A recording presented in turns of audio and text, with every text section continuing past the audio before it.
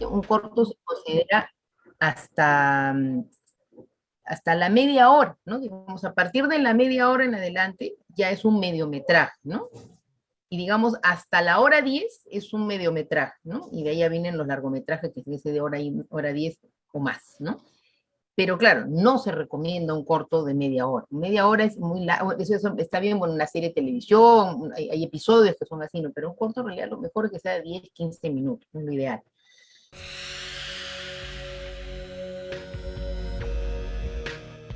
¿Qué modelo narrativo va a tener esta película?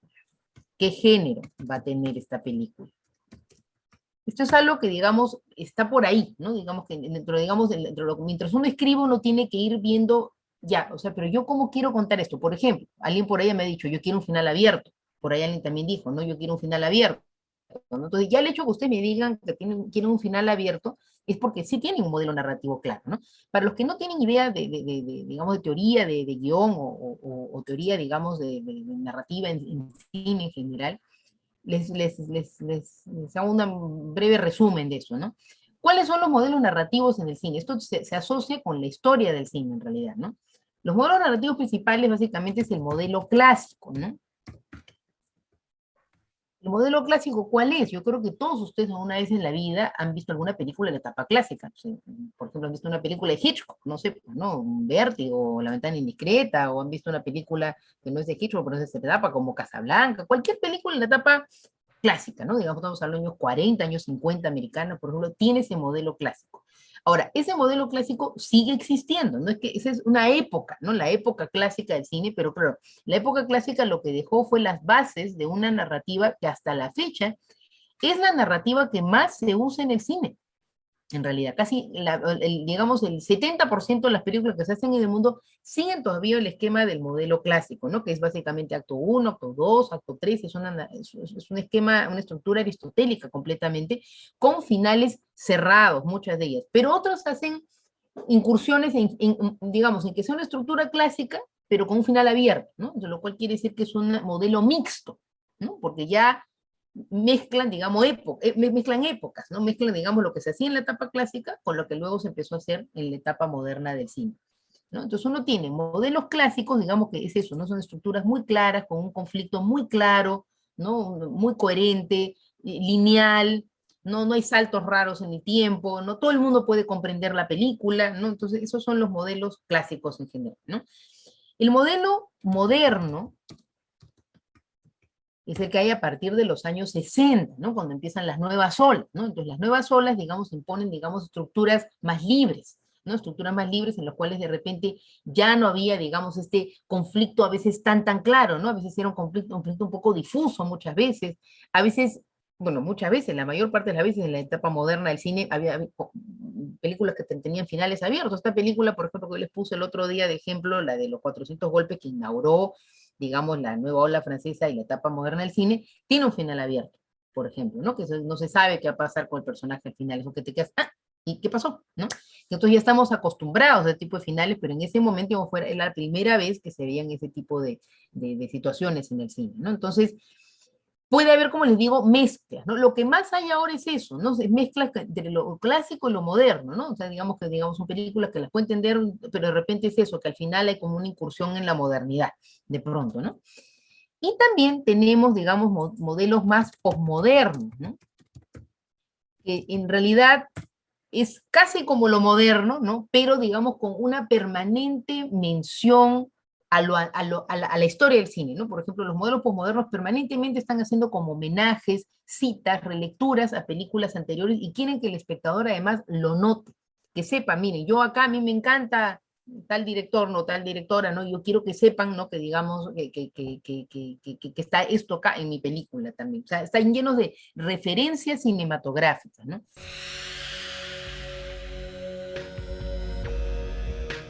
¿Qué es esto de referencias cinematográficas? Así que ustedes vean películas, o bueno, que se revisen películas, porque no van a tener tiempo de verlas de repente, bueno, o escarben en lo que ya han visto, ¿no? Básicamente, ¿no? Que les pueda servir a ustedes de modelo. Claro, pero ustedes pueden buscar modelos a nivel, por ejemplo, de esto, ¿no? De cómo quiero yo contar mi historia, pero también pueden buscar modelos de otro tipo, ¿no? Como por ejemplo, quiero buscar una referencia a nivel de cómo me gustaría que los actores, digamos, también interpreten, o me gustaría buscar una referencia, por ejemplo, por temas, ¿no? O sea, yo quiero hacer una historia acerca de viejitos, entonces hay que buscar películas donde se cuentan historias con viejitos, ¿no? Evidentemente, para saber cómo es que hemos visto en la historia del cine a la gente mayor, ¿no? O van a hacer una historia con niños, no sé. Entonces hay que ver referencias que se acerquen en algo a los personajes que tienen o a los temas que tienen, ¿no? Entonces, aunque sea revisar, eso a nosotros es muy importante eso para el momento, digamos, antes de, digamos, llegar a guión, porque suelen venir ideas, ¿no? Con esto, ah, mira, cómo lo han trabajado acá esto, ah, mira, cómo lo han trabajado en la otra película, ¿no? Entonces, a veces uno ve algo y de repente no encuentras ninguna referencia. Bueno, pero aunque sea, quiero que la busquen, ¿no? Y que no sé cuánto saben ustedes de historia del cine, pero bueno, hayan visto mucho o poco, creo que pueden buscar referencias, ¿no? Pueden también ser, no necesariamente películas, podría ser de repente alguna serie que de repente hayan visto que les sirva también de referencia. Hay distintos tipos de productos audiovisuales que pueden ser útiles, digamos, para esto, ¿no? Entonces, esto de la referencia tiene que ver con la estructura de este modelo narrativo, por decirlo, ¿no? El cómo quiero yo contar mi película, porque creo que acá hasta el momento ninguna de las ideas es experimental, ¿no? Porque ya lo experimental es otra cosa, ¿no? No es narrativo, básicamente, ¿no? Lo que quiere crear es sensaciones, ¿no? Emociones, ¿no? Pero no contarte una historia así de manera tradicional, ¿no?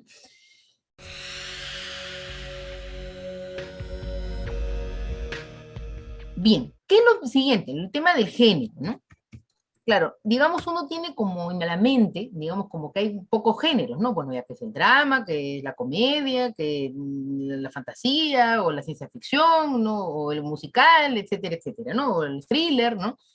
Pero hay más géneros en realidad, más que géneros son como tipos de trama, vamos a ponerlo acá.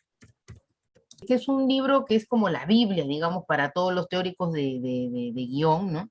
Está bastante bien, él recoge un montón de otras teorías también, digamos, a nivel de narrativa, y creo que estaría bueno que lo revisen. En el libro de Maki, revisen, hay unas páginas, ¿no? Dedicadas al tema de géneros, justamente, ¿no? Los géneros cinematográficos, ¿no?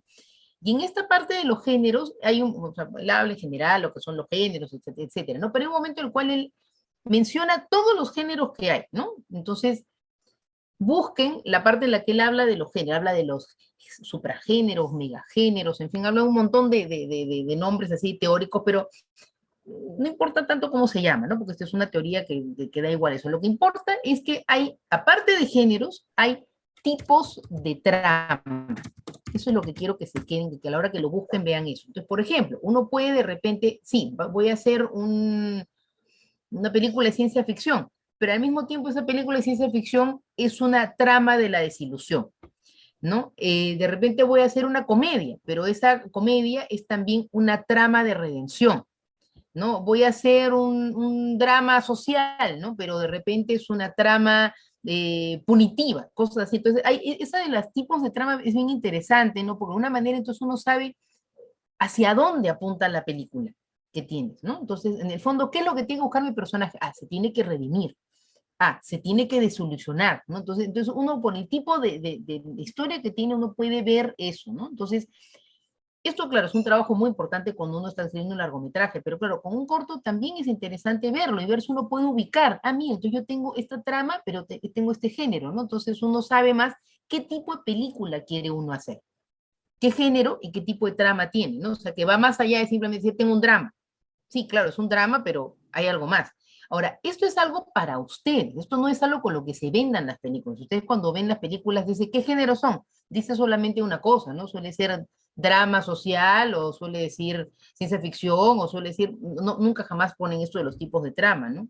Es algo para el guionista, para saber por dónde va, digamos, su historia, ¿no? Entonces, les recomendaría, digamos, revisar, digamos, eso de los tipos de trama y los géneros, más allá de lo que ustedes de repente saben acerca de géneros de manera natural, ¿no?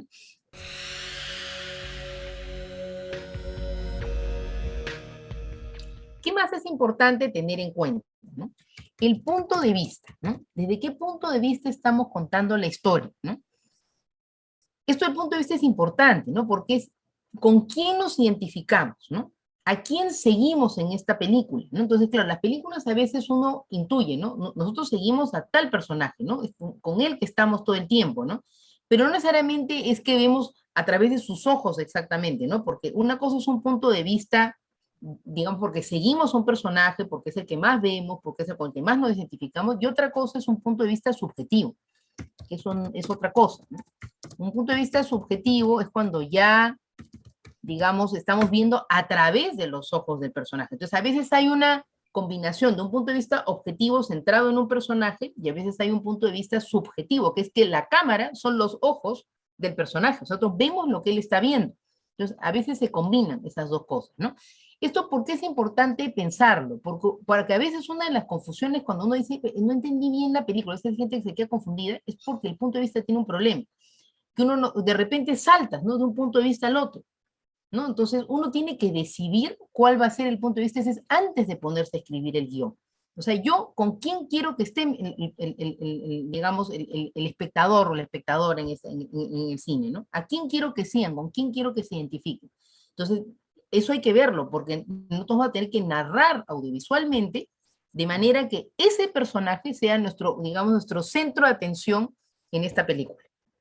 ¿Mm? Entonces, eso es importante. Por ejemplo, entonces, esto me lleva a si vamos a tener un narrador en la historia. Algunas historias tienen narrador y otras no.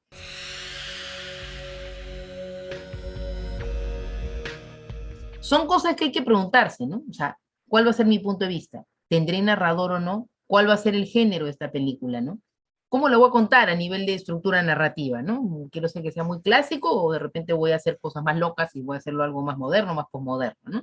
Entonces, son todas preguntas que ustedes quiero que piensen un poquito ya los que tienen la idea, ¿no? Y hagan pequeños apuntes. Son pequeños detalles, digamos, que hay que pensar antes de... Claro, en el caso de que ustedes estuvieran con un tema de largometraje, claro, esto sería todo un tema a desarrollar, ¿no? O sea, hay que dedicarle páginas y todo, ¿no? Pero están haciendo un pequeño corto, entonces es algo que ustedes pueden simplemente pensar, ¿no? Entonces recuerden, es pensar en el género viendo este libro de Maquin, ¿no? Eh, pensar también en el punto de vista, pensar en el narrador, pensar en si esto tiene un modelo narrativo en especial y buscar referencias cinematográficas. Pero busquen, ¿no? O sea, películas que tengan que ver con sus temas. Ahora, en las referencias cinematográficas, ahora que ha mencionado Edgar, no es que tienen que buscar cortos, ustedes pueden buscar largometrajes, películas conocidas, películas muy famosas o películas no famosas porque a ustedes les ha gustado, ojo, ¿eh? Ustedes no necesariamente para hacer un corto necesitan tener de referencias cortos. Entonces hay que buscar, ¿no? Entonces, esa es la investigación que tienen que hacer, ¿no? Porque siempre sale algo. En esta investigación, pequeña investigación que ustedes hagan, va a salir algo.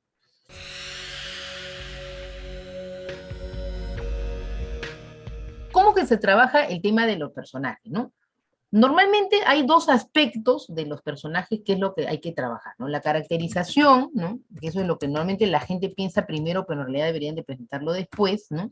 Y pensar en cuál es la verdadera personalidad de nuestro personaje, ¿no? Entonces, caracterización de la verdadera personalidad. Yo diría que es al revés, ¿no? Que primero hay que pensar en la verdadera personalidad y dependiendo de esta verdadera personalidad es que uno debería de pensar en la caracterización, ¿no? Ahora, ¿qué implica esto de la verdadera personalidad? Implica pensar en lo primero, ¿no? ¿Qué es lo que quiere nuestro personaje? ¿Cuál es su objetivo, por ejemplo, ¿no? ¿Cuál es su meta, ¿no?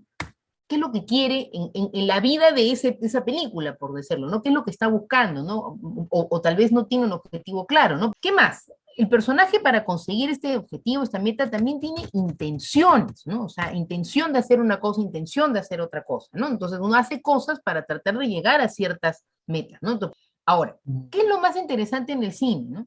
La gente tiene los personajes y la gente, porque ojo, cuando uno hablamos de personajes, hablamos de la gente en realidad. O sea, nosotros porque la literatura es muy diferente, ¿no? La literatura uno puede, la manera en la que uno, digamos, conoce a los personajes de la literatura no es la misma cuando uno los ve en el cine. En el cine son personas, entonces uno tiene que, digamos, construir mucho más todo este tema de personajes que en la literatura, ¿no? Porque en la literatura incluso uno se cree todo, si todo está muy bien escrito, con un estilo literario maravilloso, ¿no? Pero en el cine no, porque son personas así como cuando uno ve por la calle a la gente, ¿no? Entonces no es lo mismo, son gente, o sea, estamos viendo, hay gente en realidad con rostro, con voz, con todo, ¿no? Entonces, esto hay que trabajarlo muy bien, ¿no?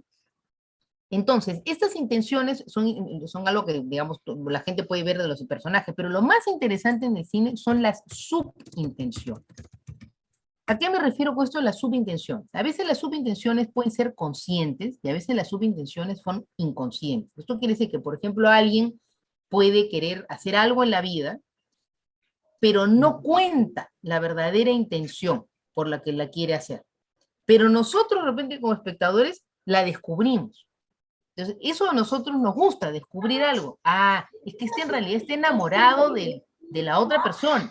Entonces es como que dice, entonces a uno dice, ah, pero no lo dice, ¿no? Uno se da cuenta de algo que a veces no se dan cuenta el resto de personajes y uno se siente bien como espectador a veces, ¿no? Descubriendo cosas que no se están dando cuenta los otros personajes, ¿no? No sé, les pongo un ejemplo de, no sé, por ejemplo, algo que eso lo manejamos todos desde chicos, tampoco. Hay que pensar siempre en la vida real, ¿no? Por ejemplo, que no sé, una situación de enamoramiento en niños, ¿no? Un niño quiere ir, por ejemplo, a un parque, ¿no? A jugar, ¿no? Y le dice, pues, no sé, a su mamá que quiere jugar al parque porque quiere jugar al fútbol con sus amiguitos, pero de repente el chiquito se ha enamorado de una chiquita en el parque, ¿no? Entonces, en realidad, su subintención es que quiere ver a la chiquita, no jugar al fútbol con los amigos. Entonces, nosotros como espectadores, de repente hemos visto un momento el niño se queda mirando a la niña. Entonces, esa mirada, que no había diálogos, no había nada, entonces sabemos, ah, el niño en realidad le gusta a la niña, por eso es que está yendo al parque, ¿no? Entonces, esa subintención es lo interesante de verlo en el cine, ¿no? Porque recuerden que son imágenes, ¿no? Entonces, ahora, hay otro tipo de subintenciones, las subintenciones que a veces el mismo personaje no sabe que las tiene, ¿no? Por eso les digo, hay las subintenciones conscientes y hay las subintenciones inconscientes. Las subintenciones inconscientes son más interesantes aún porque es que nosotros, es como que le queremos dar órdenes al personaje, ¿no? Pero no sé acaso no se está dando cuenta que se ha enamorado de tal persona, porque es la típica situación así de que tú ves, ¿no? Pero si se gustan, ¿por qué no están juntos, no? Entonces, pero los personajes en teoría no se gustan, no están juntos en la película, ¿no? Eso pasa mucho en las comedias, por ejemplo, ¿no? Situaciones así en las cuales como que no se juntan, pero al mismo tiempo uno sabe que deberían de juntarse, ¿no? Los personajes, ¿no? Eso es porque hay subintenciones inconscientes, ¿no? Entonces, hay que jugar con ese tipo de situaciones, dependiendo también de la película. No todas las películas se prestan a jugar con estas cosas, ¿no? Pero puede haber alguna película acá en la que sí se da ese tipo de situaciones, ¿no? Ahora, ¿qué más? Aparte de estas intenciones, estas subintenciones conscientes e inconscientes, ¿no? Hay algo muy importante para definir esta verdadera personalidad de los personajes, la contradicción. Estamos hablando siempre del personaje principal de las películas. Todo esto que les digo, o sea, sobre todo en los largometrajes, es que hay que definir muy bien, ¿no? En los cortos a veces no se siente todo esto, pero es bueno pensarlo, al menos, ¿no? Para saber bien por dónde va el personaje, ¿no? La contradicción. Todos somos seres contradictorios, ¿no? Estamos a todos y todas acá somos seres contradictorios. Entonces, así también tiene que ser el personaje principal de las películas, ¿no? O sea, que se debe de mover entre la luz y la oscuridad. Nadie es completamente bueno y nadie es completamente malo, ¿no? Entonces, eso es lo importante. Esto define además a los personajes que uno más recuerda, digamos, no solamente en el cine, sino también, por ejemplo, en la literatura, ¿no? No sé, o sea, cuando habla de, por ejemplo, ¿por qué Hamlet es Hamlet, ¿no? Porque es un ser profundamente contradictorio, ¿no? Entonces, por algo que ha pasado a la historia, ¿no? Porque es como un personaje que en sí encierra todo, ¿no? O sea, es como la bondad, la maldad, ¿no? La generosidad, el egoísmo, ¿no? O sea, entonces, de alguna manera, encierra todas las emociones, ¿no? Que pueden tener las personas, de todos los sentimientos, ¿no? Entonces, eso hay que pensarlo con los personajes. Entonces, en las películas de largometraje, por ejemplo, los personajes secundarios sirven mucho para definir esta verdadera personalidad de los personajes, ¿no? Entonces, por ejemplo, ¿no? Aparece un personaje secundario, ¿no? Y que de repente hace que se despierte la ira en un personaje, ¿no? Pero de repente aparece otro personaje secundario que hace que se despierte la generosidad en ese mismo personaje. Y aparece otro personaje secundario que hace que ese personaje de pronto lo defina la avaricia, ¿no? Y otro que de repente, en fin, o sea, es como que los personajes secundarios son como si fueran planetas alrededor del Sol, que es el personaje principal, y que hacen que se despierten diferentes aspectos de la personalidad de ese personaje. Pero piensen, no, esto no es una teoría matemática, piensen en la vida real. Nosotros en la vida, según cómo nos vamos encontrando con la gente en nuestro camino, se despiertan ciertas cosas diferentes. De repente, nosotros con una amistad que nosotros tenemos, de repente, ha salido algo que no había salido antes en nuestra vida, de repente, se ha abierto una puerta, ¿no? Que de repente no la conocíamos de nuestra vida, ¿no? Y así va pasando, digamos, con los distintos mundos en los que nos vamos, digamos, desarrollando a lo largo de nuestras vidas, ¿no? Igualito pasa en las películas, o sea, piensen que la vida real es muy parecida en realidad a las películas, ¿no? Entonces es muy interesante eso, ¿no? Como un personaje uno vemos que es contradictorio, porque claro, como un personaje uno es así, el otro personaje es allá. Esto que ahora tanto hablan de las relaciones tóxicas, en el fondo es eso, que es una persona que te saca lo peor de uno. Y la otra persona, o sea, ambos se sacan lo peor uno del otro, ¿no? De repente por eso es que no tienes que estar con esa persona, básicamente, ¿no? Entonces, tiene que ver, digamos, con esta idea que estoy yo soltando ahorita, ¿no? Entonces, eso es de los personajes principales, ¿no? No necesariamente los otros personajes. Los personajes secundarios tienen que ser, digamos, como definidos de una manera muy sencilla, ¿no? Para que justamente no opaquen, ¿no? Al personaje principal de nuestra película. Entonces, ahora, en un corto a veces es muy difícil pensar en todos estos elementos, pero no está mal pensarlo, a pesar de que de repente no lo vayan a aplicar en el corto en sí, porque el corto es algo mucho más sencillo, ¿no? Pero podría ser interesante que por ahí esté, ¿no? Esto define mucho a los personajes. ¿Y en qué momento se define esa contradicción? Es en el momento del conflicto, ¿no? Que eso es, en realidad, también piénselo no solamente en las películas, es en la vida real. Nosotros nos expresamos como realmente somos en situaciones de conflicto. Por eso es que muchas veces, a veces, la gente hasta que no vive con alguien no sabe cómo es realmente, ¿no? La otra persona, ¿no? Porque claro, está ahí donde se dan las situaciones de conflicto. Y es donde realmente sale la gente, se expresa tal como es. Nosotros ahorita cuando estamos hablando en la pandemia, siempre lo que ha salido, pues la gente como muy generosa o la gente terrible, espantosa, monstruosa, ¿no? De que ha lucrado con el oxígeno, con la gente que se moría y estas cosas, ¿no? Es que es una situación de extremo conflicto, un conflicto mundial, ¿no? Entonces ha sacado lo peor de la gente y lo mejor de la gente. El que era buena gente, bueno, pues ha podido expandirse en toda su generosidad, ¿no? Y el que era malo, bueno, pues ha sacado lo peor de él, ¿no? Básicamente, ¿no? Entonces en la situación de conflicto es donde se definen los personajes. Entonces, cuando aparece el primer momento del conflicto, ahí aparece, digamos, un rasgo de la personalidad de ese personaje. Pero ya cuando está resolviéndose el conflicto, ya en la última parte es donde aparece ya lo que define más al personaje, ¿no? Entonces, cuando nosotros hablamos del conflicto, siempre hay una parte importante de las películas, que es el clímax de la película, ¿no? Que es el punto alto, alto del conflicto, ¿no? Ya luego en la próxima clase vamos a ver justamente de las estructuras, cómo son, ¿no? Pero bueno, hay un momento que es este, que es el clímax, justo es el momento antes que se resuelva el conflicto, ¿no? Para bien o para mal. Entonces, ahí es donde el personaje se muestra tal como realmente es, ¿no? Entonces, no sé, por ponerles un ejemplo de película súper conocida, no sé, pues en Star Wars, ¿no? El momento en el que Luke Skywalker está con Darth Vader, ¿no? Y que el papá le ofrece, vente conmigo, ¿no? La famosa parte en la que le da la mano para que se venga con él, al lado oscuro. Y él decide que es mejor morirse antes que irse al lado oscuro. Eso lo define por completo a Luke. Ya sabemos cómo es Luke, nunca se va a corromper, sabemos que es una persona que nunca, nunca se va a corromper, ¿no? Entonces ya eso hace que nosotros nos identifiquemos para siempre con el personaje de Luke Skywalker, ¿no? Y así con todas las películas. En las películas que son de aventuras, de fantasías, ¿no? Que son, digamos, para un público infantil, ¿no? Y también de adolescentes, hay mucho de esto, ¿no? Porque a la gente le gusta ver eso, ¿no? Le gusta ver sobre todo también la gente que ha sido frágil y luego se vuelve fuerte, ¿no? En esa es la base, por ejemplo, de un Harry Potter, ¿no? O sea, Harry Potter, por ejemplo, ¿cómo era? Harry Potter era un niño maltratado, buleado por sus tíos, ¿no? Y, bueno, la tío y la tía, ¿no? Y claro, de pronto, pero el niño es mago, ¿no? Entonces, de pronto, gracias a que es mago, él va a salir, digamos, de esa situación, y bueno, luego vemos que es un chico valiente, ¿no? Y que, bueno, tiene poderes, básicamente, ¿no? Entonces, esa contradicción en la que él se ha movido de ser un niño maltratado a ser un niño con poderes, eso hace que la gente se emocione, justamente, ¿no? Pero eso, digamos, en películas más chiquitas, también nos emociona, ¿no? Entonces, eso ténganlo en cuenta, ¿no? Ténganlo en cuenta, digamos, para cuando estén escribiendo, para cuando estén pensando en sus personajes. Todo esto, digamos, es importante, digamos, a tomar en cuenta.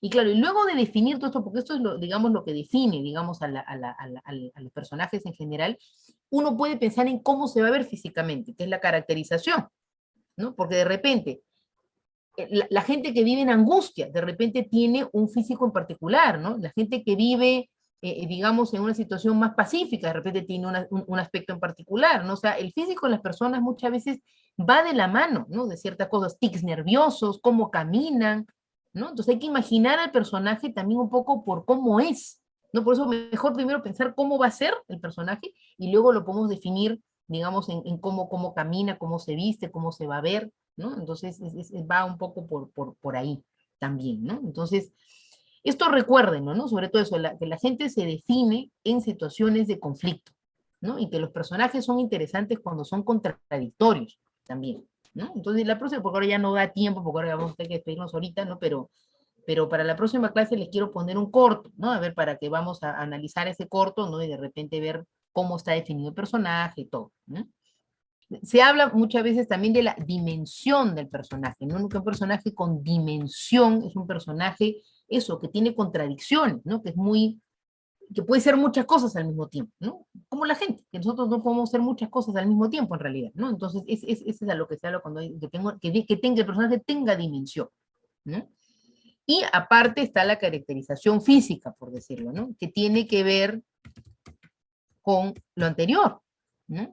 O sea, hay que pensar primero cómo va a ser nuestro personaje para luego pensar en eso, ¿no? Y eso es algo que siempre se lo digo, sobre todo a la gente más joven que está empezando en la universidad, ¿no? Porque, claro, la mayoría tienden a pensar primero en el físico, ¿no? O sea, estamos en una época además en la que la imagen, ¿no? Es como súper importante, entonces piensan primero en eso antes de pensar en realmente cómo es, ¿no? El personaje en realidad, ¿no? Pero claro, es interesante porque en esta época a veces importa mucho la imagen, ¿no? Es la época del selfie, ¿no? Entonces importa muchísimo claro, y una cosa es la imagen y otra cosa es cómo está la persona sintiéndose atrás, ¿no? De ese famoso selfie, ¿no? Entonces, todo eso hay digamos, que trabajarlo, ¿no? En qué es lo que oculta el personaje, ¿no? Hay algo muy interesante para terminar el tema del personaje, ¿no? Que el cine nos da la posibilidad de hacer visible lo que es invisible normalmente a los ojos de las personas, ¿no? Porque nosotros normalmente a la gente la conocemos desde un punto de vista, digamos, de lo que la persona nos quiere dar a conocer. Pero cuando la persona está en soledad, no la vemos, ¿no? Porque incluso dentro de una misma casa, incluso puede haber momentos en los cuales la gente cuando está sola, tenga un momento muy íntimo y que la otra gente no lo vea, ¿no? En realidad, ¿no? Entonces, el cine te da la posibilidad de ver ese momento de soledad, ¿no? Te da la posibilidad, digamos, de conocer ese personaje mejor, ¿no? De lo que la conoce incluso la gente que vive con esa persona. Entonces, eso al espectador le gusta mucho, ¿no? Descubrir, ah, mira, o sea, en realidad esta persona está deprimida, o ah, esta persona en realidad no es así como realmente se está mostrando, ¿no? Entonces, porque nosotros vemos eso, su privacidad, vemos el momento en el que nadie lo ve, ¿no? Entonces, eso hay que pensarlo también, ¿no? Al momento, digamos, de pensar en estos personajes, ¿no? Que van a ser los protagonistas de sus historias. ¿No? Bueno, entonces nos vemos el jueves. Gracias. Chao, Gracias. chao, Hasta luego. chao. Muchas gracias. Gracias, Rosana. Chao. Nos vemos. Gracias.